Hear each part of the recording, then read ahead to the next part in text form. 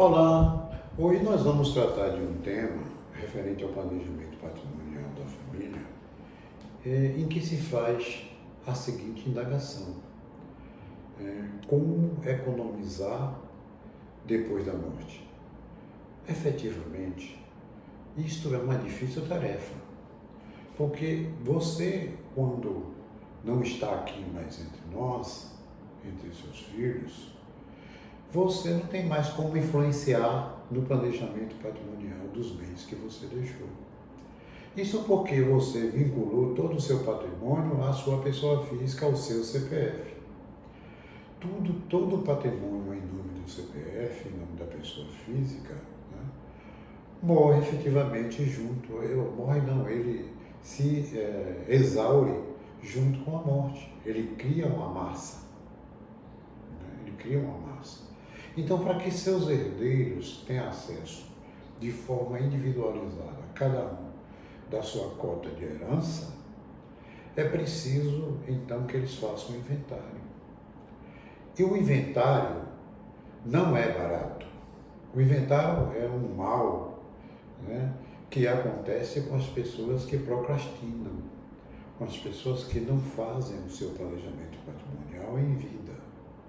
Como nós não sabemos até que dia vamos estar vivos, então a conduta de deixar para fazer depois corre esse risco.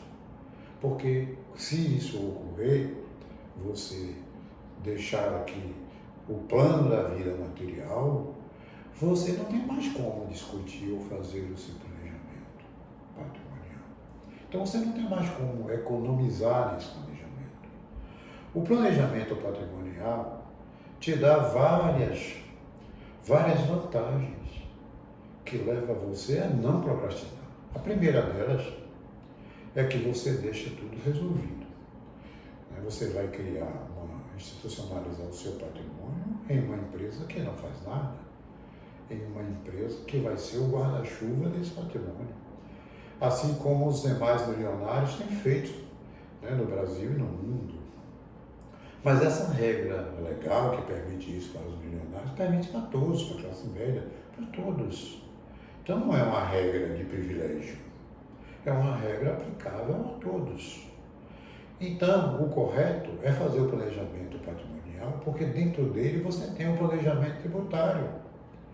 E esse planejamento tributário vai te permitir que você tenha algumas imunidades ao institucionalizar os seus bens, baixando o custo da institucionalização do patrimônio em uma empresa que vai consolidar esse planejamento patrimonial. Onde você também vai ter as cláusulas que vão garantir a proteção destes bens. Ou seja, que seus bens não serão objeto de penhora, que seus bens não podem ser objeto de alienação pelos seus filhos, que seus bens vão continuar lhe servindo à família. Porque não é fácil trabalhar longos anos, conquistar um patrimônio e depois simplesmente ele ser torrado, de 20% a 40% dele, ser canalizado para quem não trabalhou, para quem nada fez. O custo de um inventário hoje, em regra, atinge 20%. E se você não deixar dinheiro no caixa para pagar essas despesas do inventário, seu filho vai ter que vender um bem. Imagine se for a casa de morada, o apartamento, ele vai ter que mudar de endereço, mudar de classe social, porque ele vai vender aquele bem com deságio de no mínimo 20%. O investidor não compra um bem que ainda vai ser inventariado pelo valor de mercado. Ele sempre quer um deságio para esperar o dia que o inventário ficar pronto. E isso leva a uma desconfiança, a uma incerteza, porque o investidor não sabe que dia vai dispor desse bem para vender. Então esse bem é como se ele estivesse fora da disponibilidade de mercado, porque ele gera uma insegurança de quem vai comprar. Por isso tem um deságio. E o deságio mais as despesas do inventário pode chegar a 40% do valor do bem. Isso hoje, mas em breve, saiba você, nós estamos vivendo um momento da reforma tributária. E lá já está decidido que o Senado vai aprovar uma nova resolução, trazendo o imposto, a alíquota do ITCMD, né, para 20% a 25%. E isso ainda vai ser barato. Hoje na Bahia, por exemplo, a alíquota máxima é 8%. Em outros estados da federação também é 8%, salvo São Paulo, que é mais barato um pouco que Bahia. Mas vai chegar um momento, com a reforma tributária, que os estados precisam recompor as suas perdas decorrente da reforma tributária. E uma dessas recomposições é aumentar a alíquota do ITCMD. E para aumentar a alíquota do ITCMD, não precisa que a resolução que vai ser votada no Senado passe pela Câmara Federal, só no Senado. E saiba você que todos os estados têm uma representação de 2 senadores, né, lá no Senado Federal. Então, dos 81 senadores que nós temos no Senado Federal, para aprovar uma resolução, precisamos apenas de 50%, 40 presentes no Senado. E dos 40 presentes no Senado, precisamos de apenas 21 votando favorável. Então, é muito simples de passar o aumento dessa alíquota.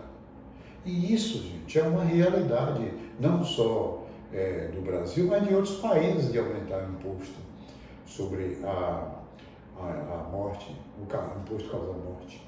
Se você for à França, é 60%. Se você for aos Estados Unidos, é 40%. Se você for ao Japão, é 50%. O Chile, nosso vizinho aqui na América Latina, é 25%.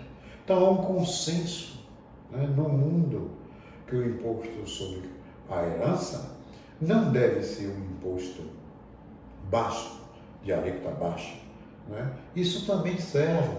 Quando se aumenta uma carga tributária de baixo, é para se inibir que o patrimônio continue em nome da pessoa física, para que esse patrimônio venha para uma pessoa jurídica. Que a pessoa jurídica vai gerar o que é um contador, vai gerar movimentação financeira, e a pessoa jurídica é o sustentáculo, né, do crescimento da receita no país. Então a Constituição Federal nossa estimula isso. Tanto que para você trazer um bem da pessoa física para a pessoa jurídica, você goza de imunidade tributária do ITBI, salvo em 2 exceções. Se você criar uma empresa para ser locadora de imóveis ou para realizar a atividade de realização de compra e venda de imóveis de terceiro. Aí, nesse caso, você não terá imunidade. Mas em qualquer outra hipótese, você terá imunidade tributária. Ora, isso já é um estímulo do Estado brasileiro para que você não deixe bem no seu CPF. Então, mais uma razão para que esse imposto ITCMD, com essa reforma tributária, seja aprovado. E não está longe muito isso, não. Deverá ocorrer este ano. Deverá ocorrer ainda este ano. Então, fazer o planejamento patrimonial da família é uma decisão que não se pode procrastinar. Quem procrastina vai deixar que seus filhos mudem de classe social. Vai deixar que seus filhos percam pelo ralo 40% do patrimônio que você vai deixar. E isso implica, gente, não é? Isso implica de uma diluição de energia que foi concentrada em torno da família. Se você ama seus filhos, ama seus entes queridos, essa é a forma de resolver a questão, fazer um planejamento patrimonial em vida. Então, gente, caso você tenha achado esse vídeo interessante, dê seu like, compartilhe com seus amigos, né, faça também o seu ingresso no Instagram, no Facebook, nos acompanhe, dê sempre seu like para que as redes sociais entendam que esse é um assunto relevante. Esse assunto eu estou trazendo de forma gratuita, sem qualquer ônus, para que a sociedade brasileira mude sua conduta, saia da procrastinação para a condição de resolvedor e resolva a questão do seu planejamento patrimonial, como outros países já fazem, e no Brasil, como os milionários já fazem. Então, até breve.